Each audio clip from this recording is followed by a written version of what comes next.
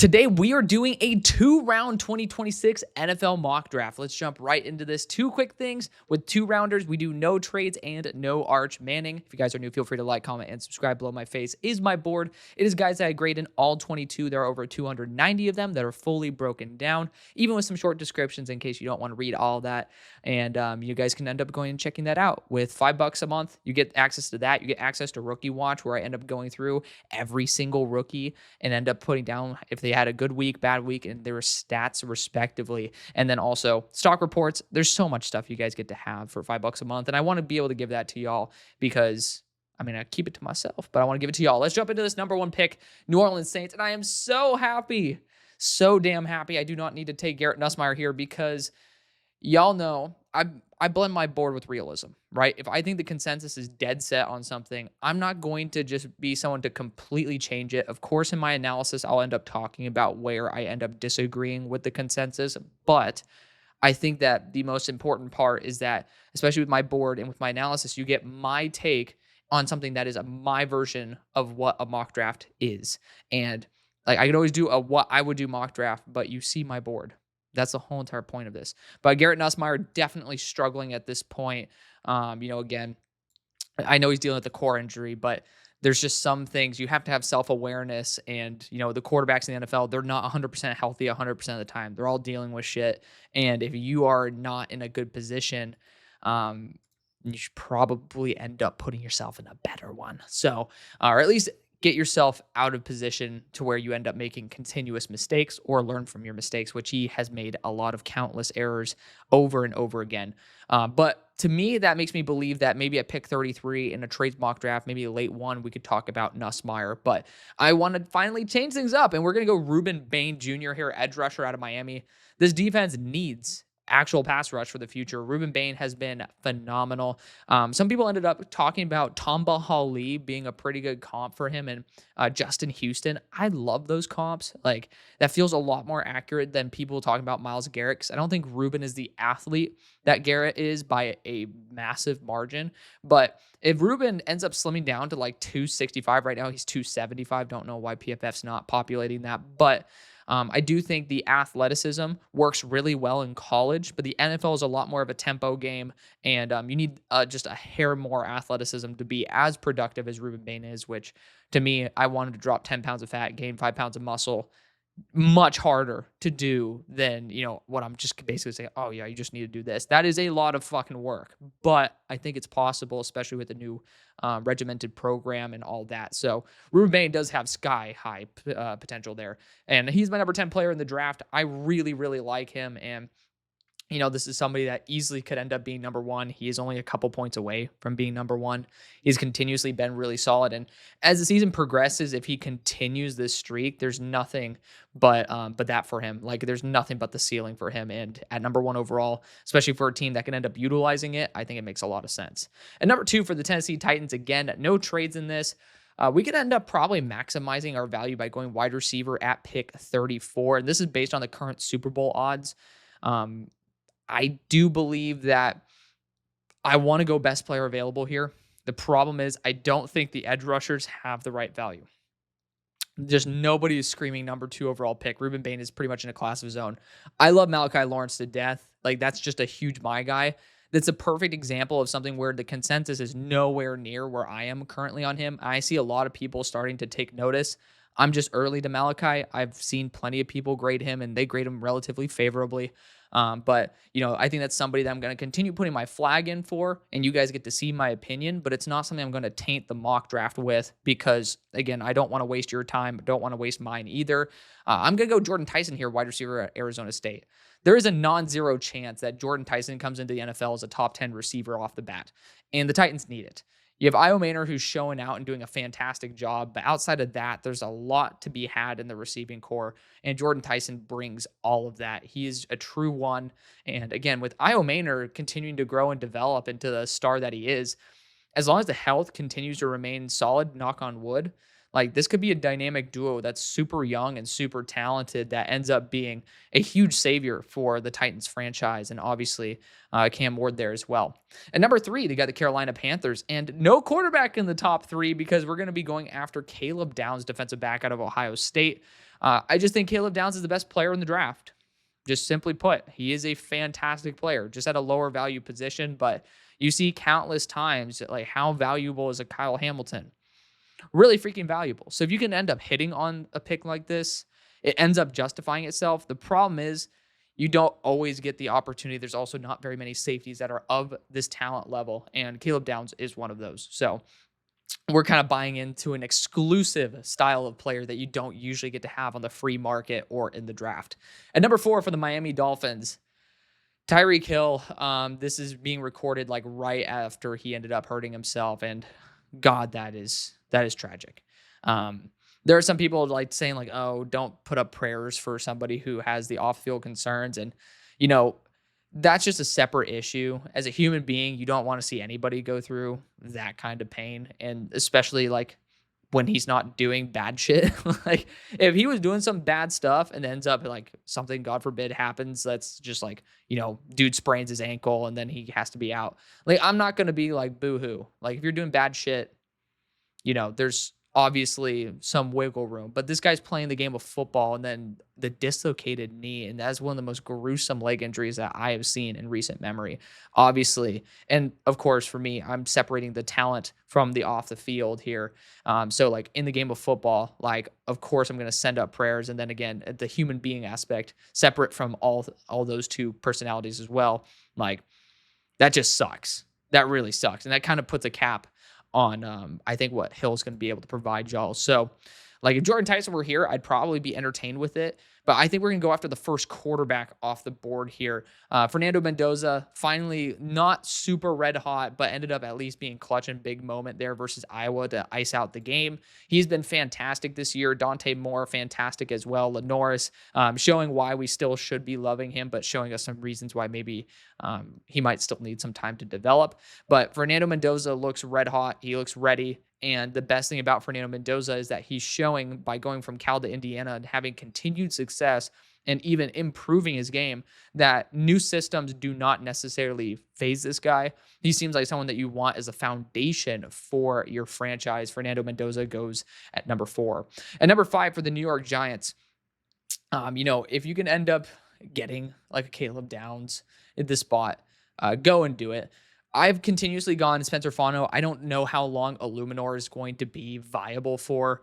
These tackles can last for a very long time. Obviously, Illuminor came over with your offensive line coach from the Raiders, and he's done a fantastic job. But it is also known that you guys do have this vision for developing the future tackles there. And obviously, Marcus Bowe, friend of the show, ended up being somebody who's been able to come in at certain times. But for me, I think the arm length and everything, still believe Bowe is more of an interior offensive lineman. Obviously, if he proves me wrong, that'd be fantastic. Would love to see that.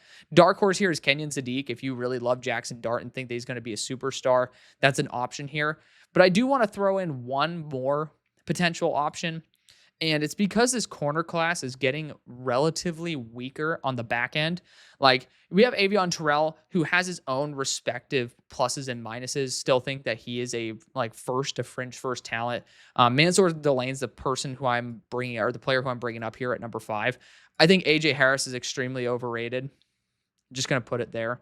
I think he's a balanced corner who ends up having horrible losses. And that's just something that will be continually exploited when, especially in this team, you're going up against either AJ Brown or you're going to be going up against the Slim Reaper Devontae Smith. Just going to be real. One of them's going to make you pay. Like, you got Keith Abney here, but like, Damani Jackson ended up being toasted and roasted finally versus Georgia. Obviously the touchdown was a little bit more of a miscommunication than anything, but like, depth wise, this class is looking pretty bad at corner. Just at the moment, it is looking just a little bit uncomfortable in terms of depth, which I was really hoping it wouldn't. Like, DJ McKinney's been getting roasted.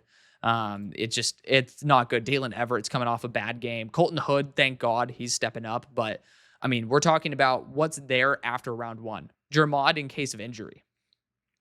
And then we're talking about these guys that I genuinely have some concerns with. So This team does need a true boundary corner. I don't want Deonte Banks being a true corner one or a corner two. Paulson Adebo, like obviously to me, I want him more as a corner two. I'm gonna go Mansour Delane, the best corner in the entire country. This guy has been absolutely locked down there for the LSU Tigers, and somebody that can continue having this level of success there in the NFL if deployed properly. Andrew Phillips was a top 10 guy for me, or I think it was a top 15 guy for me in that draft. Sounds ludicrous. I've had my misses with guys who are in my top 10 to top 15. I understand that. At the same time, I'll always continue to be completely brutally honest. And Andrew Phillips has been one of my biggest successes so far. That dude has been, like, he makes some mistakes, but the dude overall has been phenomenal. Number 6, New York Jets. I almost find it impossible not to say yes to Peter Woods. It's funny. This is like the first year where I can't say we can go after a right tackle for him. That's just such a weird feeling. But the Jets are in a position to go after a quarterback. And based on how the quarterbacks have played, I think that there is, like, again, kind of like a top 4. Because I love John Mateer. The big question is, how's that hand going to affect his draft stock? Like, I think he ended up playing 3 quarters with, like, a broken hand. That is pretty crazy. And against Auburn, it's not against some scrub team. Like, ended up playing phenomenally well versus Michigan, in my opinion. Definitely a name you should be considering here. But I'm going to ride the hot hand here in Dante Moore. Some people got a little bit butthurt when I didn't put him as, like, because I ended up having a full list of guys who are winners and losers, and he is a winner absolutely of last week. I do think that individual performance-wise, he did a very solid job. Really damn good. It is very hard to be on, like, when I'm having to have 38 guys, I'm narrowing it down to 25. It is very difficult to just try to squeeze him in there when he didn't have statistically some of the higher level throws. Did a phenomenal job. Was one of those 38. But, again, he's somebody who absolutely is stock up. People got other feathers ruffled, not understanding the idea of the series. But, again, I'm perfectly fine with people saying that. I mean, he easily could be viewed as, like, the biggest stock up guy from last week. But Dante Moore, fantastic performance. And with the mobility, I think he's going to fit perfectly into this Jets offense. We'll see how they end up handling the Justin Fields year 2, but that actually might be perfect for Dante Moore to get some experience and not have to be rushed into the starting role. And number 7 for the Cleveland Browns, again, we're going to be probably going into a little bit of a quarterback frenzy right here. Spencer Fontenot's not a bad choice. He did just have a little bit of a struggle week versus West Virginia, which is surprising, allowing a couple pressures. But, still, to me, creme de la creme, fantastic player. The Browns need to get something going at quarterback, and it's the Sellers or Mateer. Like, I know some people are tossing in Ty Simpson in there as well. Some people want Levitt. Again, I'm pretty low on Levitt based on the one game that was just, 80-something yards. I don't know what the hell happened there. He's still proving that he's learning the game of football. I'm a little bit worried about that. Just going to be real. But, to me, there is kind of like a top 2 that are left, and it's Mateer and Sellers. And I do think Mateer, it's so funny because someone's like, oh, what's the difference between you and Johnny Manziel? And he's like, on Sundays, I go to church. I haven't confirmed whether that's, like, actually a quote he said, but if it is, that's fucking baller. Like, you got to admit, that's baller as all get out. So, I'm going to go after John Mateer here out of Oklahoma. He's just been so damn good. And, to me, I had my reservations about him. I want him to learn to layer the ball a little bit better. But the throws he makes, I don't know how many QBs in this class can kind of make those. He is one of those guys who makes special throws. And he's made a lot better decision-making once he got to Oklahoma, because at Washington State, I don't think he had the opportunities nor the time to properly go through his reads and, develop the processing side. And for this early into his career, so to speak, with an actually usable offense, I think he's done a phenomenal job. At number 8 for the Vegas Raiders, it's a team that easily could be that Lenore Sellers type, because right now it is not looking super great for the Geno situation. I'm going to leave it for the time being because, again, we're so early on, obviously, that extension there, and, we're going to see how Pete ends up handling it. You need to get help on the offensive line and continue, because Genty just showed you that he is not the problem at all. We're going to go Spencer Fontenot, tackle out of Utah, right tackle, to bolster up that offensive line. Again, an absolute menace in the run game as well. This dude's going to be a huge asset. And again, perfect branding on point for what the Raiders are. A lot of y'all are saying, oh, we should have drafted Armand Membu, yada, yada. Well, This is your chance to get somebody, even though Spencer Fontenot is built very differently than Membu. Again, similar road grader mentality. Number 9, we got the Cincinnati Bengals, and it's kind of hard not to take Kenyon Sadiq here, but I'm going to give some faith to how the defensive line is operating, and Al Golden's been doing a pretty solid job over there. I'm going to be going to the cornerback route because I'm just going to be real. I actually was peeping the Bengals game recently, and it's not pretty. It's not. And there is a clear corner 2 to me in this class, and he is tied corner 1 for me, technically with Mansour Delane, but Mansour has performed even better than I imagined. He was my corner 1 coming into the year, but, he is somebody who will end up probably being my top 10. Keith Abney is just phenomenal. I love K1. He ended up being roasted a couple times last year by biting on double moves and such, but this dude has been rock solid left, right, and center. This guy is he's just reliable. I mean, thrown at 24 times with 6 pass breakups and an interception. Like, he is one of the best players in the entire country. He is extremely physical. He is absolutely sticky in coverage. Like, this guy is built to be in the AFC North with that physicality and lack of fear for the football. So we're going to go with it. I know it's ballsy. I get it. But again, this is somebody that's starting to pick up a lot of hype from people who are just starting to understand, because not many people are looking at Arizona State corner. Example A for me.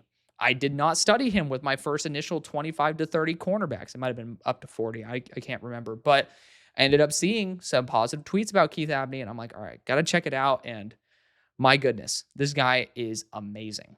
At number 10 for the Dallas Cowboys. I mean, GP looks like he could want to stay based on how he's performing without CD and like the culture with CD Lamb. I mean, talk about such a good locker room presence for like the way we view the Cowboys. CD is like all hyped up that like GP is doing so well. Like, it's just good to see that synergy there. So I'm really hoping that continues and George ends up like staying with the Cowboys. I find it very difficult with them ending the season at like number 10.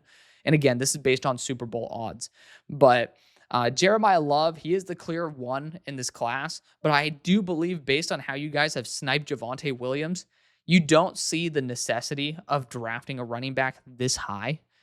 I don't think that's going to be very helpful to you. And I will be sticking to my old but gold pick here in Keldrick Falk. I mean, this guy might not have the best pass rush win rate, but at the same time, even though this guy is not super flashy, and idealistically you'd want to trade down, but I do think the Bears are also going to be lurking for Keldrick Falk. You need some stability. This is something I've been preaching. Like, you need flash, you need excitement, but most importantly, you need stability. If you have flash and ends up working out 1 out of every 5 plays, there's 4 out of every 5 that end up being garbage. You need somebody who can end up being really solid on those 4 plays. And that's what I think Keldrick Falk is going to be. He fits the size profile that Cowboys go after as well. I feel very comfortable with him here. At number 11 for the Chicago Bears, again, Keldrick Falk, if you look at Dennis Allen's archetype, 6'5 plus in the 260 plus range, like that is exactly what he's going for. So again, that's another reason why I'm like, it is just kind of written on the wall there. I think right now there's nobody better than Peter Woods. Like, I think I could have done that for the Cowboys, but at the same time, I don't think they're going to take a defensive interior with their first round pick with their first round pick, when I do see that the edge core can also get pretty damn weak by that point. I think the defensive interior class, even though it has its struggles, definitely could also have some areas where the Cowboys are going to be picking, which is, pick 29. I can guarantee you there's so many edge teams above it. Y'all are going to be cooked, but Peter Woods is going to go to the Bears. Just get somebody who's a menace. And even though the stats are worse this year, I don't know how it only says he has 4 pressures on the year. And I'm the one who is like very much not guaranteed to sell Peter Woods as like the number 1 player in the class. Like, my reputation is not on the line because Peter Woods is not the number 1 guy. I think he is better this year than last year. And he is phenomenally strong. And just the consistency, I think, needs to improve a little bit. But like, the stats do not add up to where he's at. That's all I'll say. At number 12, we have the Arizona Cardinals. Jeremiah Love would be fun. Obviously, at least we got to see some positivity out of Benson this past week. Let me know what you guys think of that performance as well. I am open to tackle. However, this class got noticeably worse at tackle. Isaiah World has just been not reliable enough. And again, it's been multiple years since he's played right tackle. Caleb Tiernan has too short of arms and ended up having, I think, a couple pressures allowed versus UCLA. Caleb Lamu also had some struggles as well. He is having his worst year on record right now. And yes, it's a new style of quarterback, so I understand that. But that right tackle spot, if I'm being completely honest with y'all, I think you should try to solve it. And because again, CC, I do believe in him more as a guard. And even him, he's allowed a couple sacks this year. Like, it's just kind of the year that tackle needs to not be on your agenda. Like, unless you're at the top. But yeah, it's just not a good spot. So thinking of other areas that you could end up improving your team, this is a dark horse spot for Arvell Reese. And it's something where I've moved back with the Cardinals before in the first and ended up taking him. Again, there's no trades in a 2-rounder. But Arvell has taken this leap to where most people are in the mindset this guy's a top 15 player. And it would be a massive addition to the Cardinals in an area that, in my opinion, is extremely weak. And there's just not value anywhere else outside of the receiving room, which I do think still at 44, the value there might be noticeably better than the linebacker value. Because I'm going to be a little bit more aggressive with the linebackers at certain spots. Arvell Reese, though, he is someone who is not a dime a dozen. He is definitely the latter 2 cents. So Arvell Reese, the selection there for the Cardinals linebacker at Ohio State. Number 13, Los Angeles Rams via Atlanta. I do think this is where you end up going after the quarterback route, and then you end up going Lenore Sellers. The talent is too good to pass on. Sometimes you just got to lock down a superstar when you can. I do think Lenore should tempt the free agency, or not free agency, excuse me, the return to school market, and then see if he can end up developing one more year. But at the same time, we are seeing him finally rebound and get back to where he should be. And it's very good to see that Lenoris is getting a little bit more back on track to where, we once were expecting him to be. Especially myself. You see where Lenoris is on the grading scale. At number 14 for the New England Patriots, I am running this to the podium. I'm going Kenyon Sadiq. I mean, first off, Drake May uses Hunter Henry enough as it is, but Kenyon Sadiq is one of those players, and this is going to be, once again, a tight end drafted from like 14 to 16. They'll probably end up being a top 5 tight end when they come in. There's just not a team above it that I think has the capacity to draft Kenyon Sadiq with that level of pick. But, I mean, Kenyon Sadiq is just one of the freakiest players, and just talk about a perfect, reliable weapon who also adds that deep threat aspect. He's a vertical threat tight end who can block and also is amazing after the catch. He is a freak. And definitely somebody, as I continue to watch him and just see him continue to grow, is somebody who's going to continue climbing the ranks for me. At number 15 for the Houston Texans, Jeremiah Love's such an easy one, but Woody Marks ended up having a fantastic week. And I mean a fantastic week. So I want to give him credit rather than just saying, fuck you. I'm just going to be real. I want to give him credit. I will be honest, though. This class is not that good. I want to give it so much more love. It's just not very good. I will say this is the opportunity where we're going to end up sniping value, where Lamu's having a struggle year, but we just know Lamu's a damn good player. So we're getting him at 15 rather than a team taking him at 5. So we're going to go after it. And if he has to play guard, he has to play guard. But Lamu, I'm just going to trust that we're just getting the best player available. Pittsburgh Steelers at pick 16. Quarterback could be on the board here again. Nussmeier is not performing well enough. I think that we might have to resort to pick 48 because not many teams need another quarterback. Think about it. How many teams passed on a QB that need him, right? The Saints, that's one. Probably going to go Nussmeier. Not the Dolphins, not the Jets, not the Browns, maybe the Raiders. But even then, they could have went after, Lenore Sellers technically. So they did not do it. The Rams, no. So who's really threatening for a quarterback in these next picks? I'm not seeing it very much. So I feel very comfortable, again, outside of the Saints, being able to pick and choose what we want at 48. Let's address something new. And Broderick Jones is actually, for once, somehow looking somewhat competent. Again, I'm going to just say that he's going to end up being ass. But, you end up looking at our wide receiver core. This is the perfect opportunity because Calvin Austin, I love him to death. I just don't think he could be a reliable 2. And Rodgers has made a lot of him, but I'm looking at guys like Mekhi Lemon, Denzel Boston, Carnell Tate, Chris Bell. I mean, there's Jeremy Bernard. Jeremy Bernard's perfect. It's Trev. Oh my God. My king. I need to send Kevin or Trev a thank you note. Holy shit. Because I DM'd him asking him specifically of all players. I said CJ Daniels. Oh, oh my God. Thank you, Trev. That's like a Christmas miracle. So yeah, talk about that group. Again, at 48, you could consider that, but I just don't think the quarterback value here is adequate. So honestly, Denzel Boston would be really intriguing because he is somebody very similar to DK, not in the same physical mold because he's a 209, not like 230, but big physical and just a really good separator even downfield. I'm going to go Mekhi Lemon here, though. This dude has been unbelievable. And again, kind of going to be, if you think Alvin Austin can work, Mekhi Lemon has some vertical ability, really good route running. And this dude has just been the most reliable option there, even in contested catches. Very famously against Illinois, he had his second touchdown was like ridiculous for somebody who is built the way he is. We're going to go Mekhi Lemon, wide receiver to USC. Number 17, Minnesota Vikings.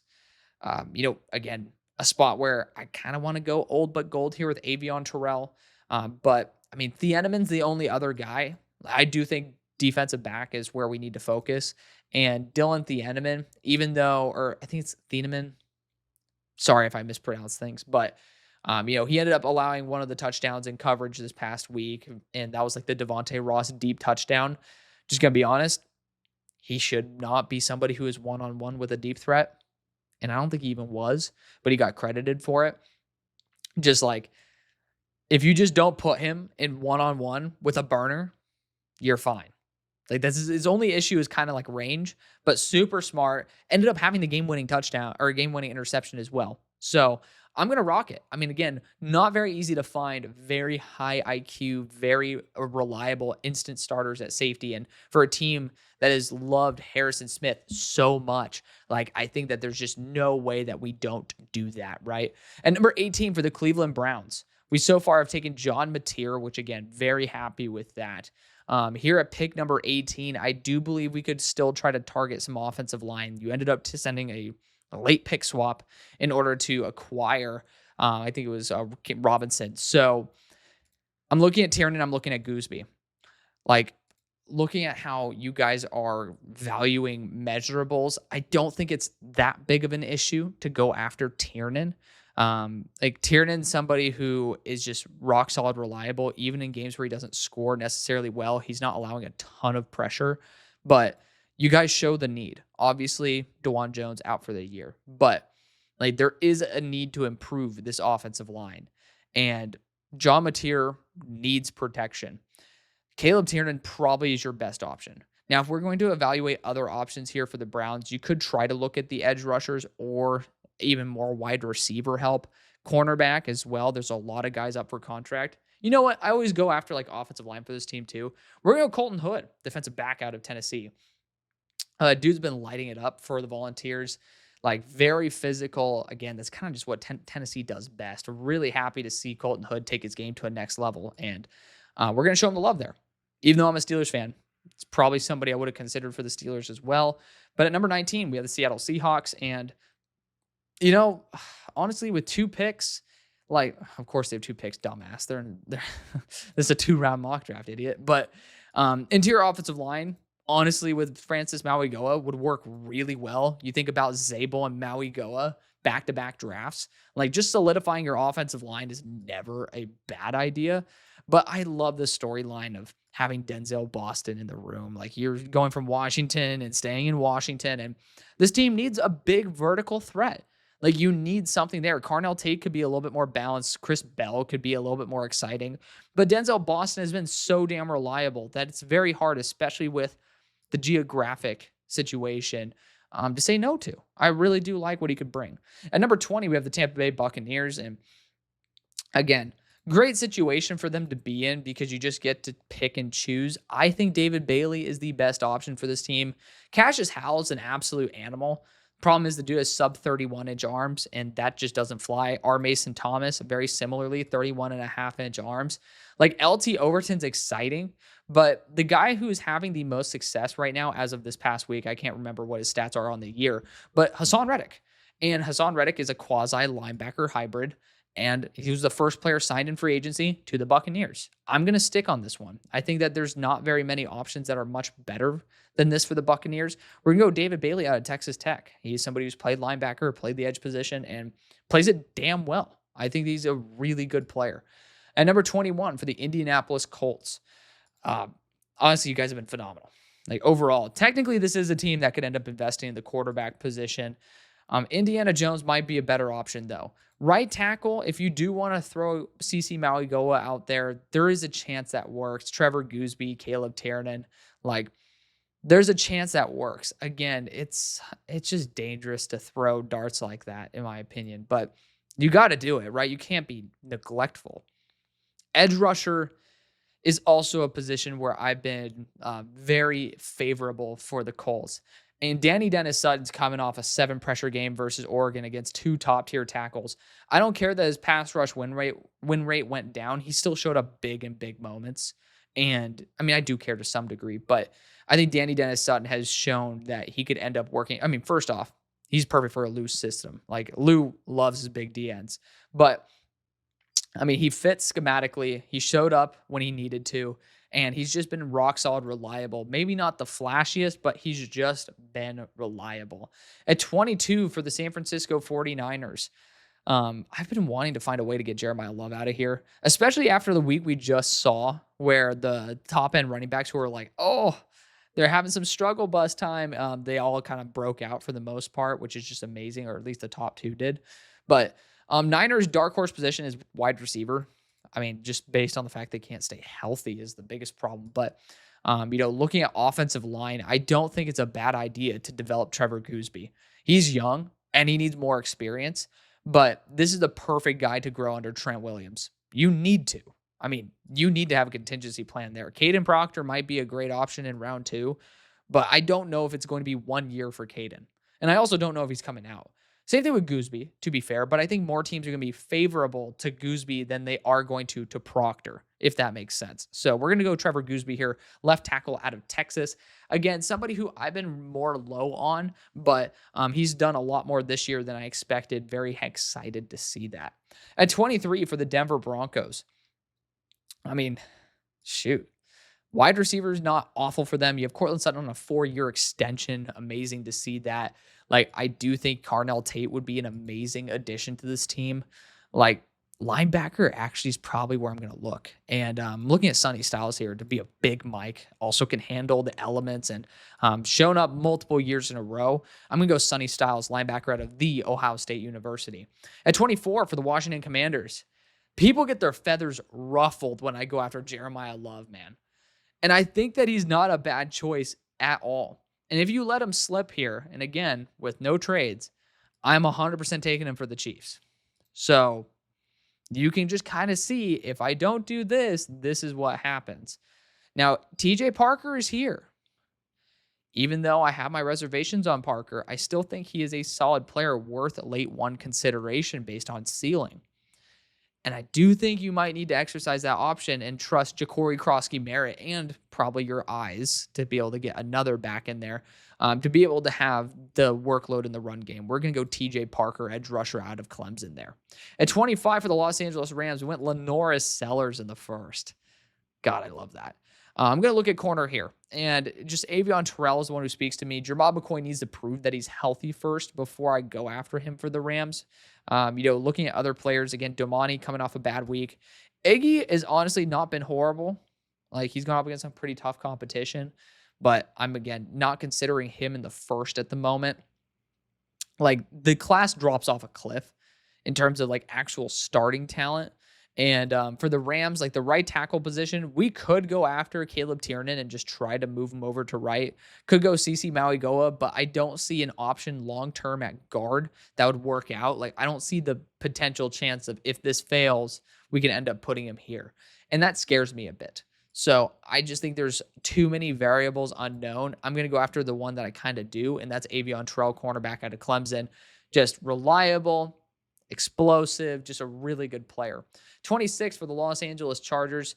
I'm a huge fan of going nose tackle for him because, I will do everything I can to flex that I love Caden McDonald early, but there are a lot of nose tackles in this class, and I feel very comfortable trying to pass on that until the next round if we can.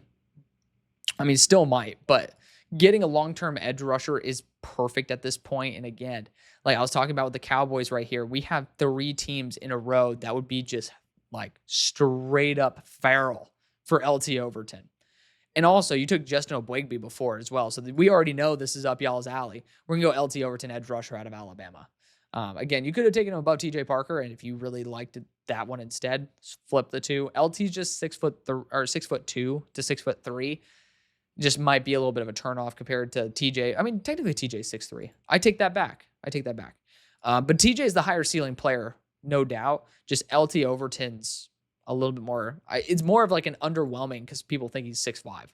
But regardless, pick number 27, Detroit Lions. A team that underratedly needs a corner. And it breaks my heart, but, unfortunately, did not find the perfect fit there for Terry and Arnold. Just some things did not line up. Also, shout out to the unofficial sponsor of the show, because technically speaking, I mean, I've been an affiliate sponsor with them for 5 years, but Olipop, great brand. They've supported the show as well. Stay hydrated, kids. But regardless, normally I like to take a linebacker for him. That is not happening right now. Instead, we're going to go Connor Liu, center out of Auburn. He was still kind of bullied a little bit versus Texas A&M. They had their struggles respectively, but right now still the consensus top center. And if there's going to be one that goes in the first, it will be Connor Liu. At 28 for the Chiefs, I talked about this before. Like, again, with no trades, like the spots for Jeremiah Love would be the Commanders, which I have taken him before, decided not to this time. And then you have to go all the way to the Texans, who just ended up seeing Woody Marks really break out. And then you got to go up to the Cardinals, who definitely are probably not in the mindset to go running back at pick 12. And it's like, then you go to Cowboys at pick 10. There's just a wide range from where the teams are viable. Like, it's pretty much these two in the range that's like kind of realistic. So Chiefs, getting Jeremiah Love at 28 is a no-brainer, coming off a red-hot week with 4 touchdowns versus Arkansas. 29. That feels really bad, doesn't it, Cowboys fans? I live in Dallas. I would have loved to have given you Jeremiah Love and Keldrick Falk. That would have been like dream come true territory. But again, I'm feeling very happy with the fact I went Falk there, because you're looking at the edge rushers here, and it's like, eesh. Like, love Clev here. Clev has been phenomenal, and I'm going to be able to see him in person as well. 6'3", 250 does not fit Flus. That's the thing. So you're really talking about your next option being Zion Young, and that is still someone who is a very good edge rusher.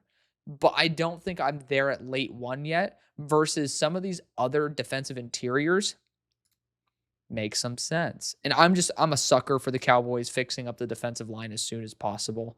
Shout out to Marshawn Nealand as well. He ended up making some good plays here and there, but Ezeraku, technically Ezeraku's, a little bit of a culture or a change in terms of how Flus ended up, drafting based on what I remember at least. But, Ezeraku, he's been able to come on a little bit. Somebody was like trying to shit on Ezeraku for not winning as many pass rushing reps, and I'm like, Ezeraku was not solely a pass rusher, my brother. Like, there is other aspects to his game. But Caden McDonald's the guy who I was hyping up earlier.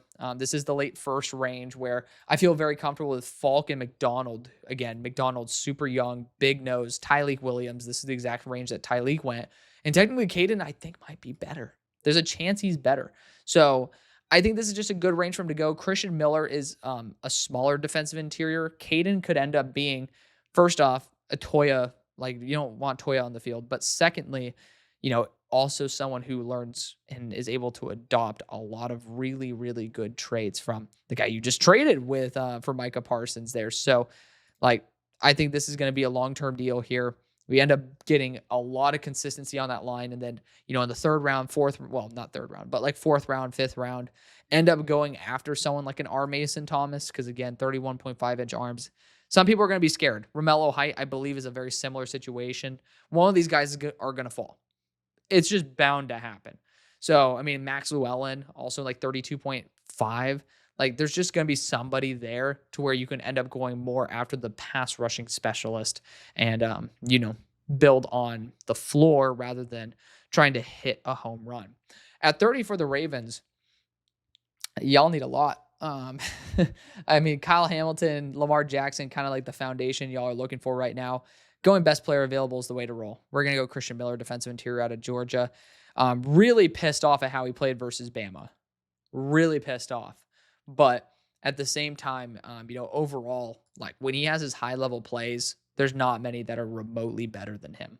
At number 31 for the Philadelphia Eagles, I do think that it is a priority to get something ready for Stout U. And it's going to be Proctor, World. I mean, Tiernan's an option, but I know you guys like measurables. So I think World, with the potential he has, he's not 6'8". I've confirmed it. He's in like the 6'5" to 6'6" territory, but good enough arm length as well. He is kind of perfect for the mold of the right tackle spot after Lane. Good at athleticism as well. Really struggling to acclimate to Oregon, which is a very big surprise because I think he's much better at Nevada. But I do think this is someone that you need to groom into that right tackle role. If I'm not mistaken, someone who has experience a long time ago at right tackle. But you gotta roll the dice. You gotta try to find a way to replace Lane Johnson. There's too many variables unknown right now, and the potential is too high with Isaiah World to pass on it. At 32 for the Bills, and again, this is a full 2-rounder, so we're gonna be chugging along very soon. But the Bills, I do think that we could look right now at Anthony Hill. Like, Anthony Hill is having a pretty damn solid year. It's good to see that, but he's also playing kind of nobodies.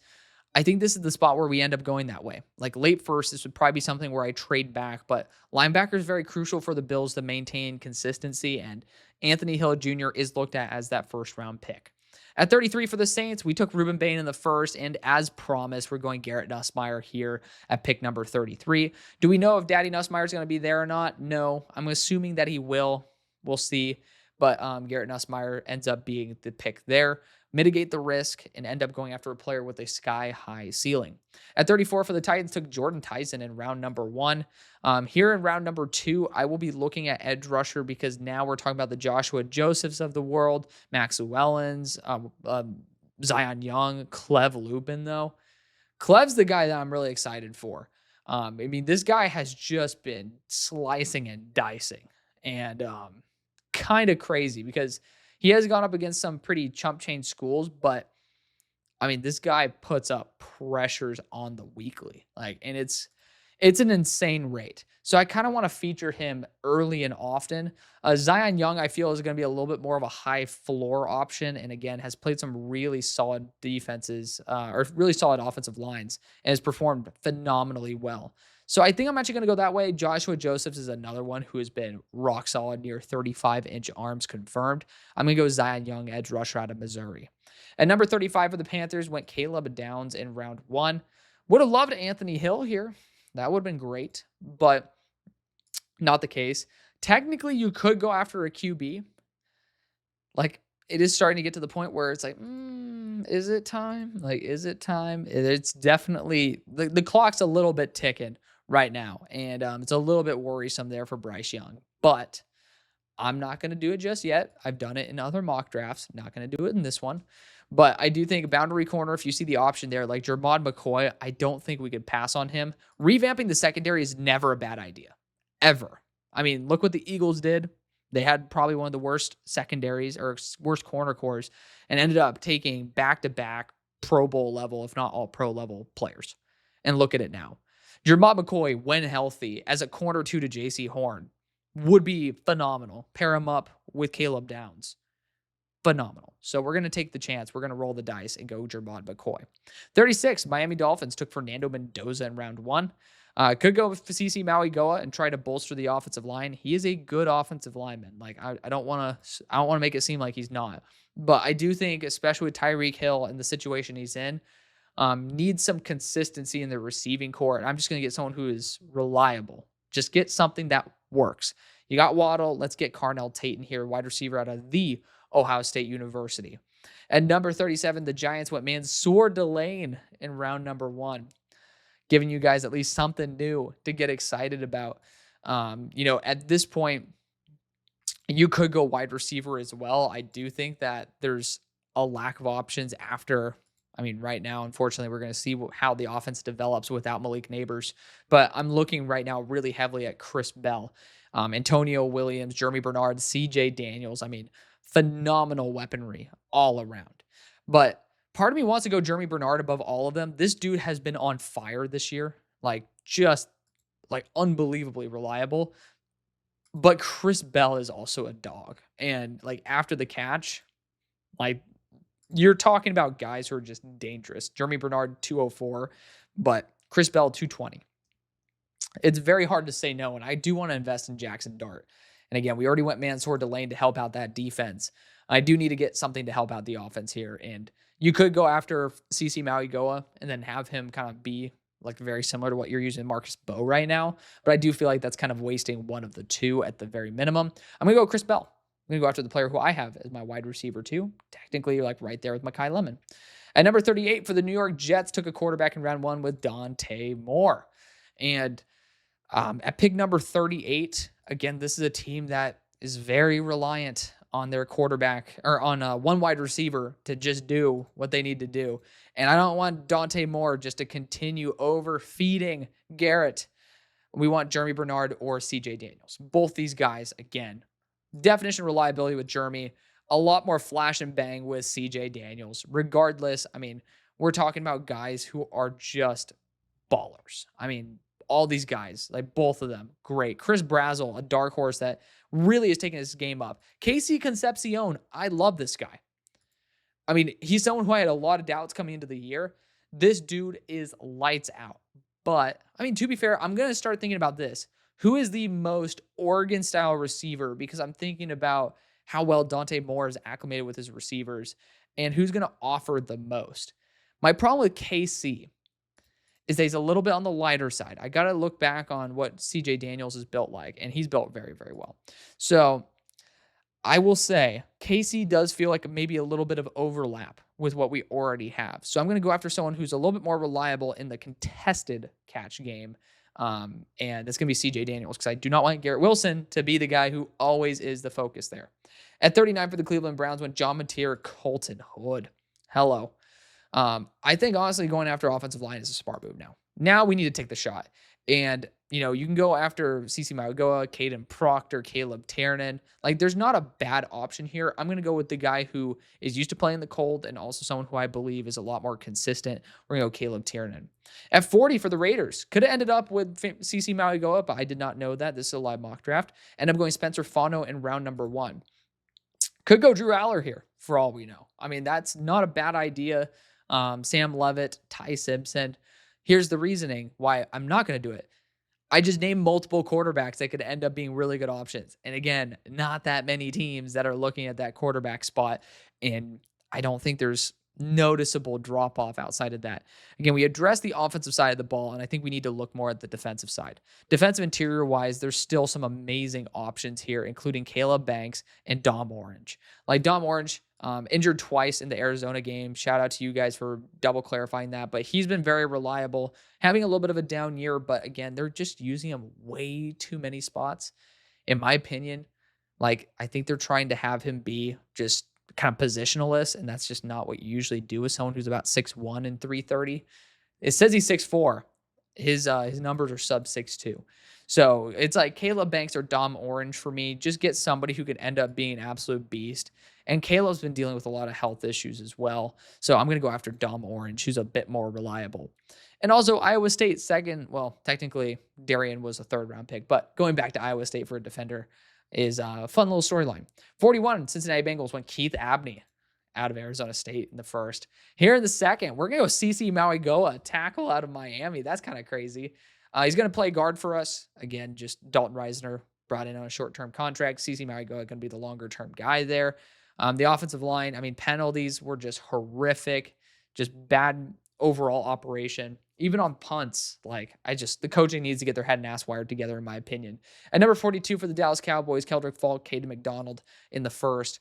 Got to look at the offensive side. And to be honest, the wide receiver 3 spot, I do believe that we saw Jalen Tolbert show a lot more potential. And obviously, Kevontae Turpin had his really good moments as well. Like, they're really solid players. But to me, I do think they're wide receiver 4s. And I don't trust GP to stay. Because again, this is theorizing that if you guys are at pick number 10, the GP might be going to the Kansas City Chiefs for them to pay him. Or, the Titans might give him a ton of money to be like their guy, even though in this situation, not the case. I mean, you talk about the Bills. The Bills absolutely would be into it. Big one that I think is the most probable is the Ravens. Because, again, you're going with Lamar, offering him an option that he doesn't really have reliably available to him. So I'm going to go after it. We're going to go after Jeremy Bernard, wide receiver out of Alabama. Consistency is key. This is somebody who is just the dream wide receiver 3 to have on your team. At 43 for the Chicago Bears, we took Peter Woods in the first. Here in the second, Ozzie Trapilo struggled at right tackle. We'll see what happens there.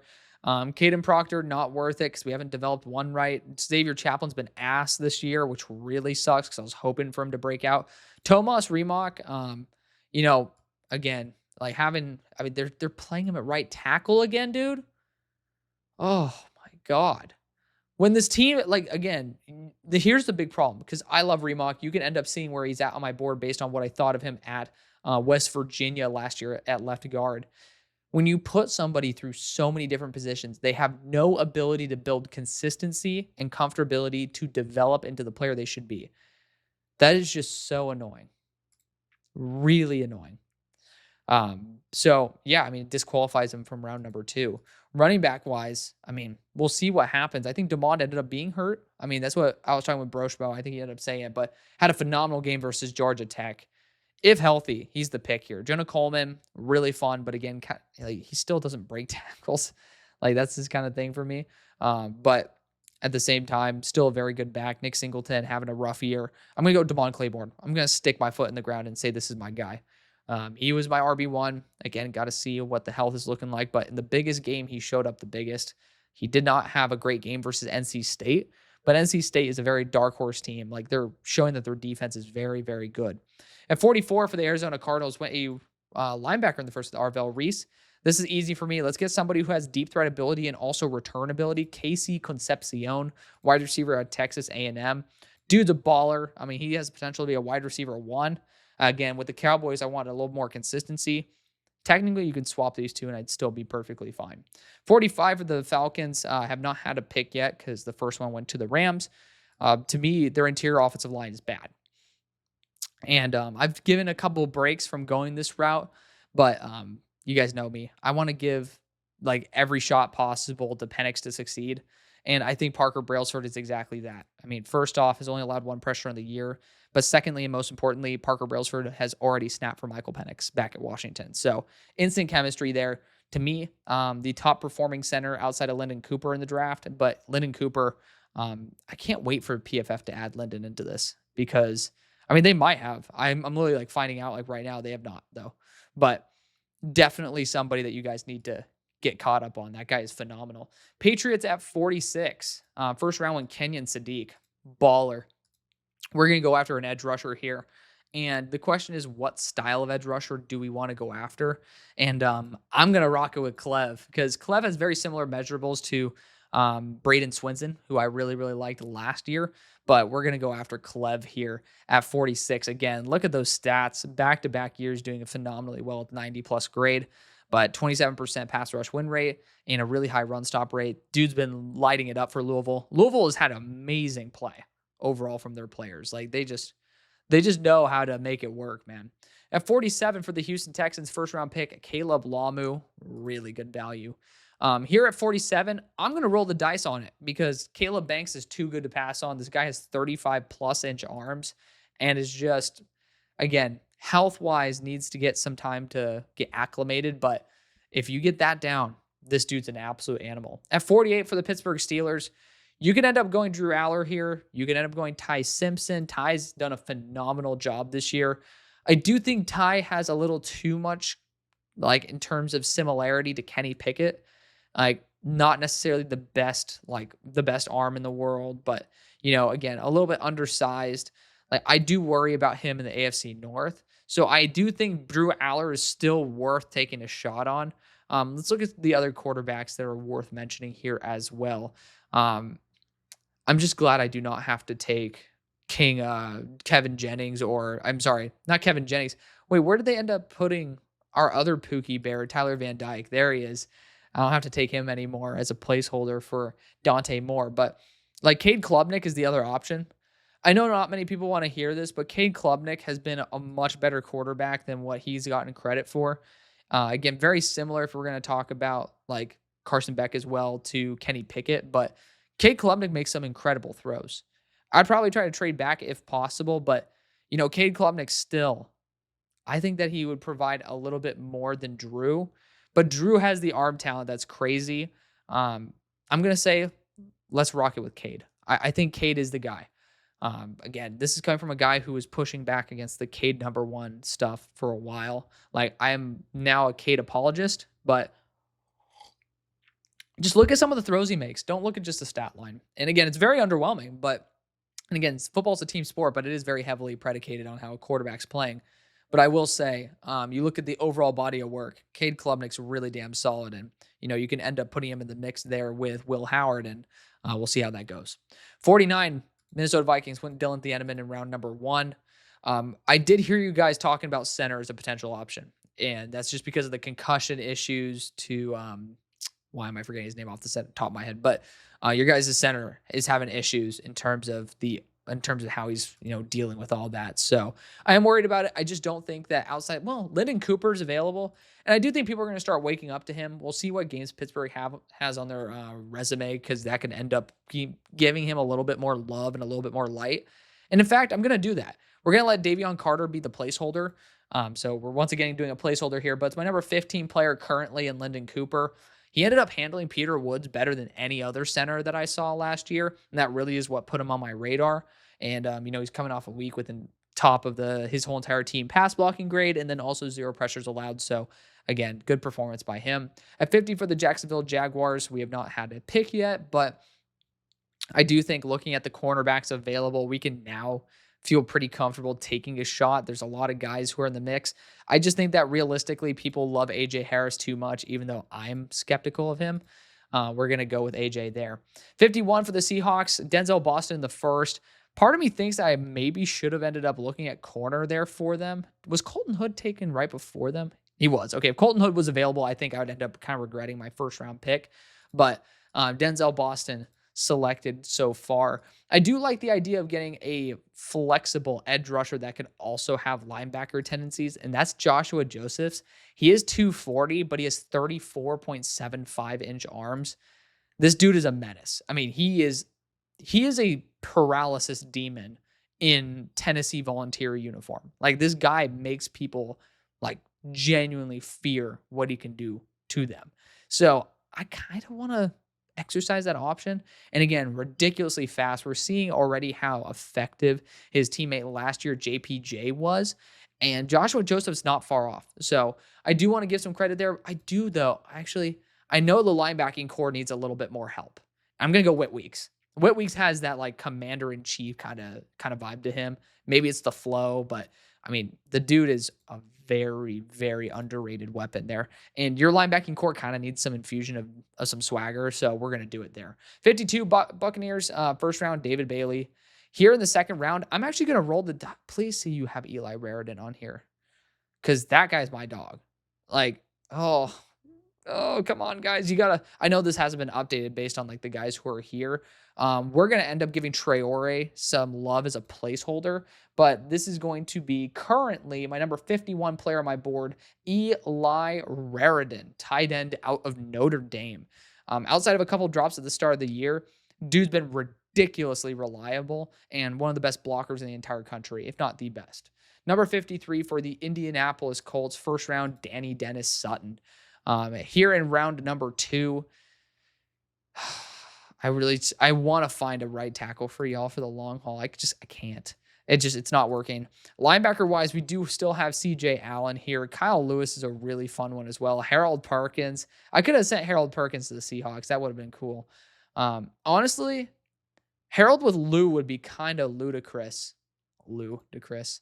Harold Perkins deserves some love here. We're gonna send him to Lou Amarino. I think that's gonna be a crazy pairing. Danny Dennis Sutton with Harold Perkins. That's a fun combo. 54 for the Niners. Trevor Gooseby, round number 1. Again, tight end is very, very possible here. I love Miles Kitselman, but him having a bad drop rate this year, a really, really bad drop that resulted in interception this past week, has really kind of like put me off on him. So I'm not really a huge fan of that. Again, Max Clare finally starting to do something, but I mean, it's really starting to look like you got to focus on like Endries, but even Endries hasn't done much. Like it's a very uncomfortable tight end class at the moment that had a lot of potential. Edge rusher wise, you could try to continue developing it. You could try to go after some boundary corner at this point, just continue developing that area as well. I need to see how Renardo Green is doing. Guys, let me know what you think of Renardo Green at the moment as well. This is one of those teams where I'm just not very comfortable with exactly how to attack it for the Niners because Marcus Siegel is started for you guys. And to be honest, Zaki Wheatley is someone who I like a lot more. And I've seen like the grades and stuff, and I'm not a huge fan of where Marcus is. We're going to go after Zaki Wheatley here. We're going to get some competition in there. He is somebody who I think is well worth a second round pick. 76 grade for me. He is number 26 on my board. 55 for the Denver Broncos, first round, Sonny Styles. Round 2. I'm looking at the interior of the offensive line here, and I'm going to also include the tackles with this because some of them are guard hybrids. But, I mean, oh man, this class does kind of fall off a cliff, doesn't it? You got Caden Green here. It just doesn't seem to fit the like physical profile. Tomas does, and that would be somebody who's like right now on day 3. Again, just a weird class overall. Not very happy with how it's turned out. Happy that we got Sonny Styles, but I mean, outside of that, I do feel really uncomfortable. I'm going to go after a weapon here because that's just best player available. You got Antonio Williams, you got Nick Harbor, like Zachariah Branch. Like there's just better weaponry that's available. It makes more sense. We're going to go Antonio Williams, wide receiver out of Clemson. Again, when he gets healthier and like better, I think he's going to get back to where we know him to be. We're going to go after the star out of Clemson. At number 56 for the Houston Texans, got Caleb Lamu, Caleb Banks. Good spot to be in. Good spot to be in right there. And you could end up trying to go after someone like CJ Allen. With Chauncey being off the team, you could try to roll the dice on a defensive back like Bray Hubbard, AJ Halsey, both of them phenomenal.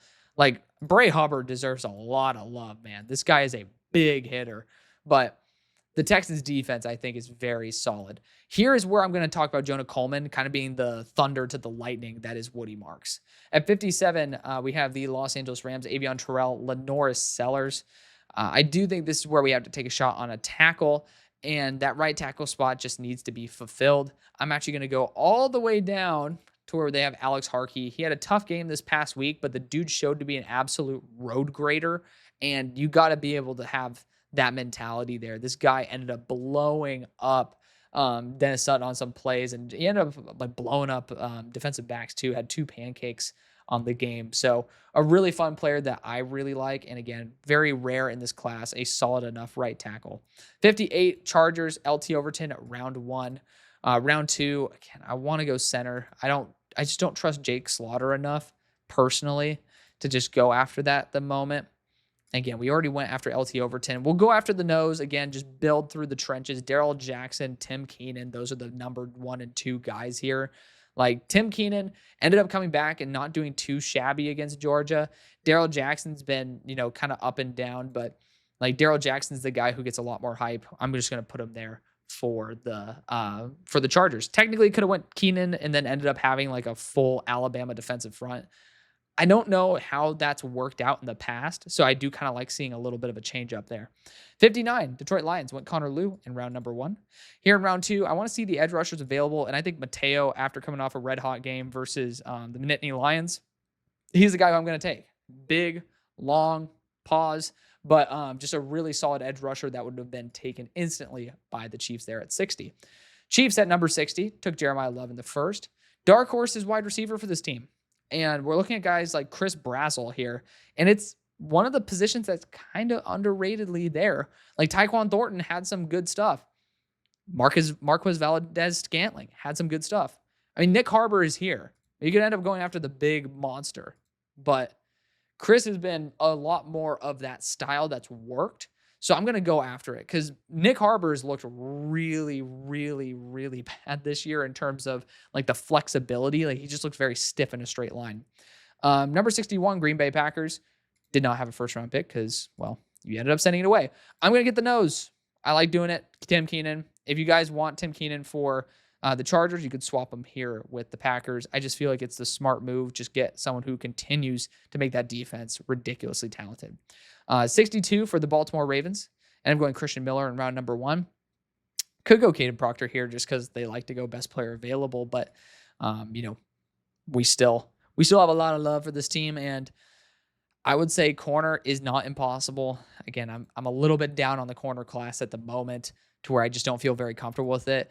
Guard does feel like a good move, but again, I've just I've soaked up a lot of the players that would be a little bit more valid here. To be fair, you guys do like very large offensive linemen, and the guy who is like right now trying to be Caden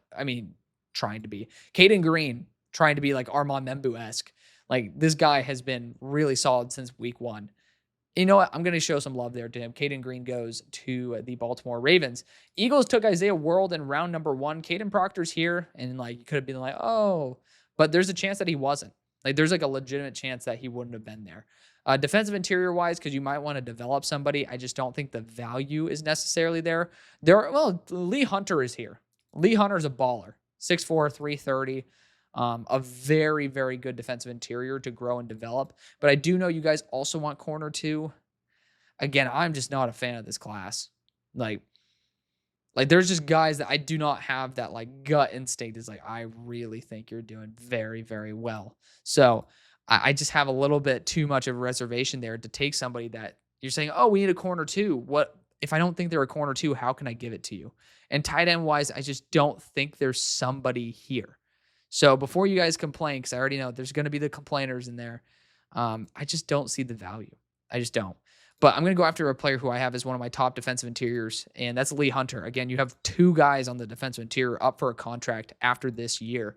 And not after this year, but going into next year, after next year, both in Ajomo, who's finally hitting his stride a little bit, as well as JD.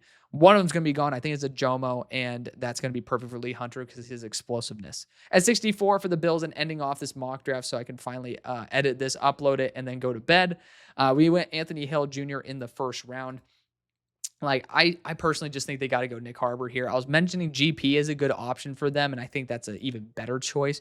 But sometimes you just got to go after the freak, and we're going to go after Nick Harbor right there and use him as basically someone to do what they're kind of trying to do with Coleman, but maybe with a little bit more. Like, it's a little bit more applicable for someone who's going to be running the 4-3s to do clear outs rather than, either him or Josh Palmer. But that's going to be the video. Thank you so much for watching. Show the love you always do. I'll see you later. Peace.